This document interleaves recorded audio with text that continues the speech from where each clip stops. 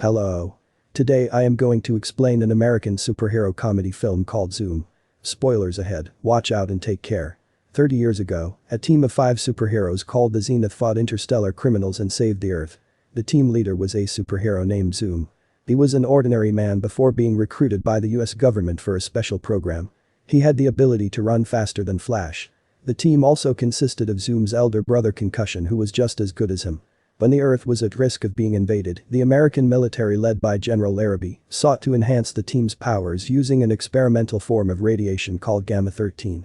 The group was blasted with a ray which made Zoom faster and stronger, but created a psychotic break in Concussion. It made him angry, unreasonable, and evil. Believing that Zoom and the team betrayed him, Concussion killed 3 of his teammates. In the end, Zoom defeated him and threw him into an interdimensional portal to never return. However, over the years after that, Zoom lost his powers slowly and returned to his old life as Jack, a mechanic living in California.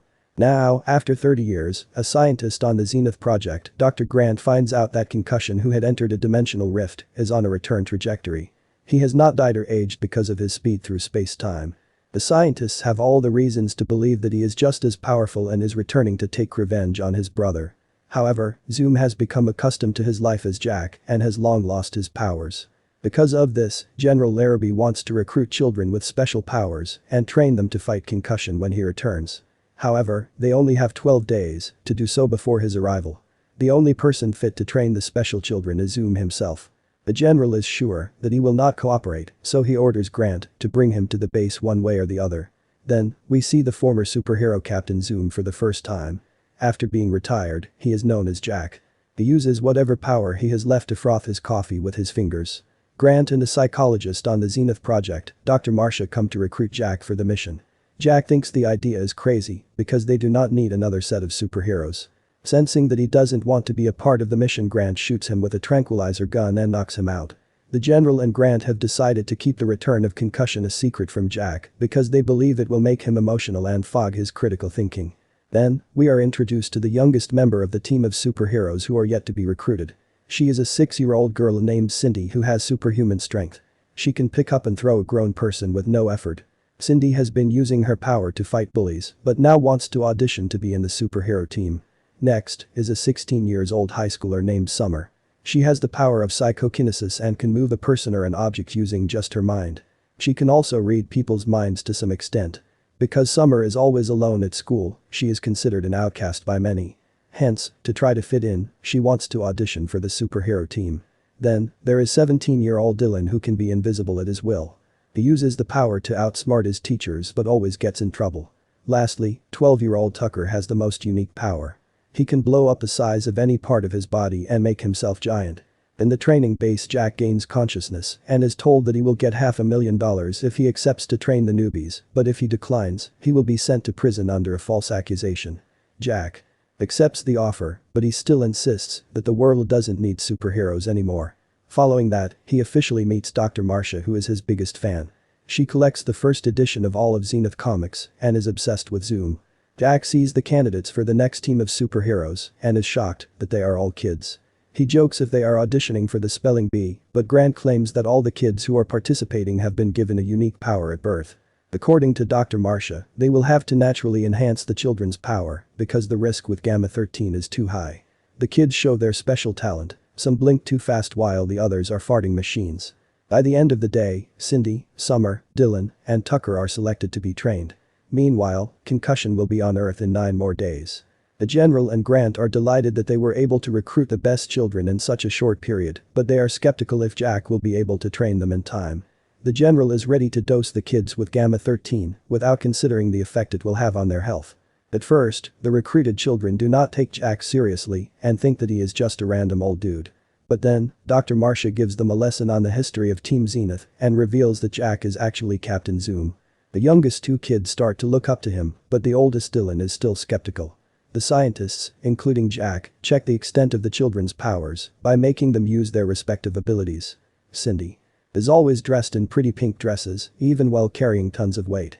Jack finds her annoying, but the little girl talks to him every chance she gets. Dylan, on the other hand, is the most troublesome of them all. He disappears while they try to evaluate his powers.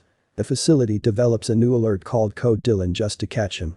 One day, after evaluation, Jack asks Dr. Marcia what they are training the kids for, but she dismisses him.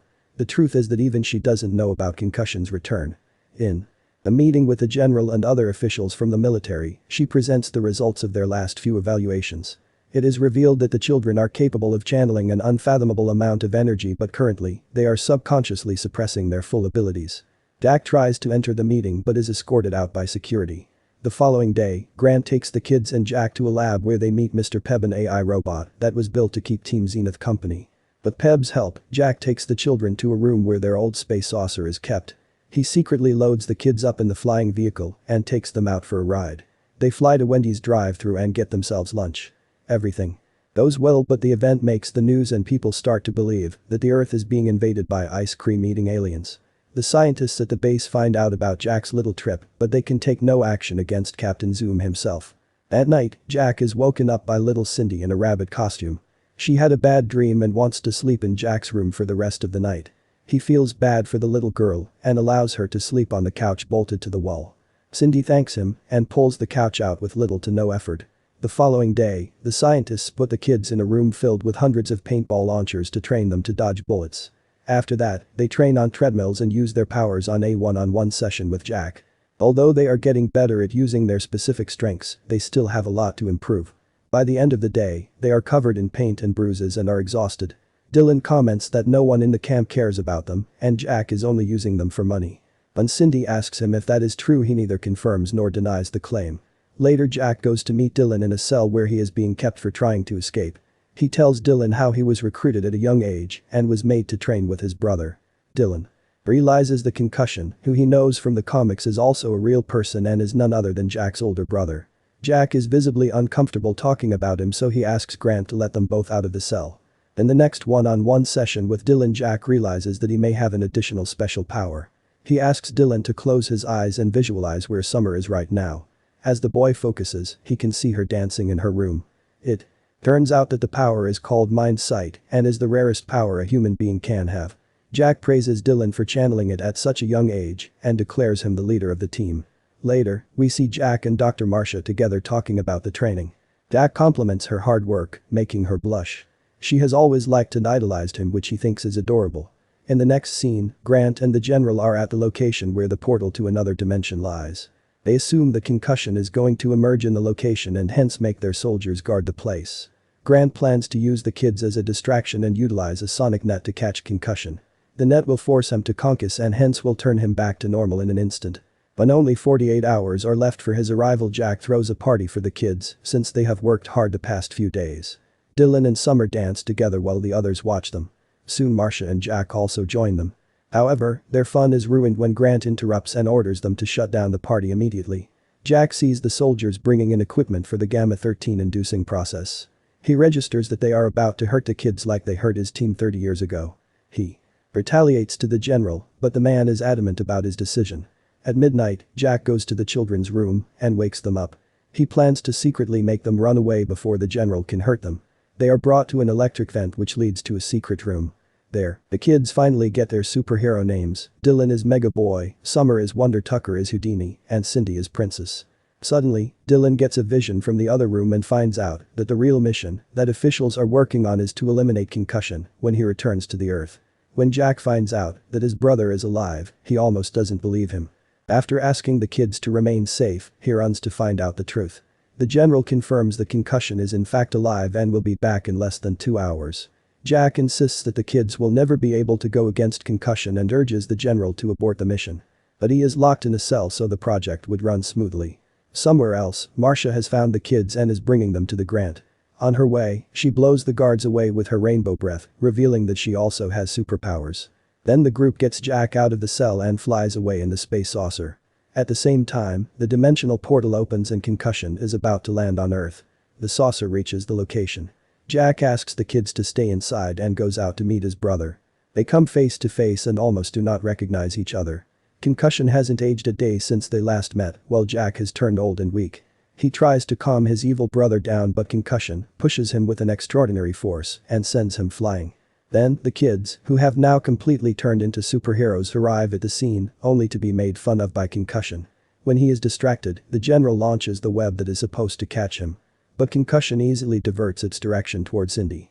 As she is about to get hit, Jack regains his powers and saves her in a second. Following that, he runs to the lab, puts on his protective gear, and returns to the location, all in less than 5 seconds. The Zenith team is told that, if concussion is placed in the middle of the web that was thrown earlier, there is a high chance he will turn back to his normal self. Dylan uses his power to distract concussion, while Summer launches several rocks at him. Then, Tucker, using his bloated stomach, throws him to the air and Cindy hits him with a pole. At last, Marcia uses her breath to push him into the web. Jack, who has now turned into Zoom, keeps his brother inside the web. In only a few seconds, concussion returns back to his normal self and stops being aggressive. Zoom asks Dr. Grant to come with him and forms a new Zenith team consisting of himself, Marcia, Dr. Grant, Concussion, Dylan, Summer, Tucker, and Cindy. In the last scene, we see them flying away in a saucer. Subscribe for more videos like this, turn on the notification, and leave a like to help the channel out. Thank you for watching.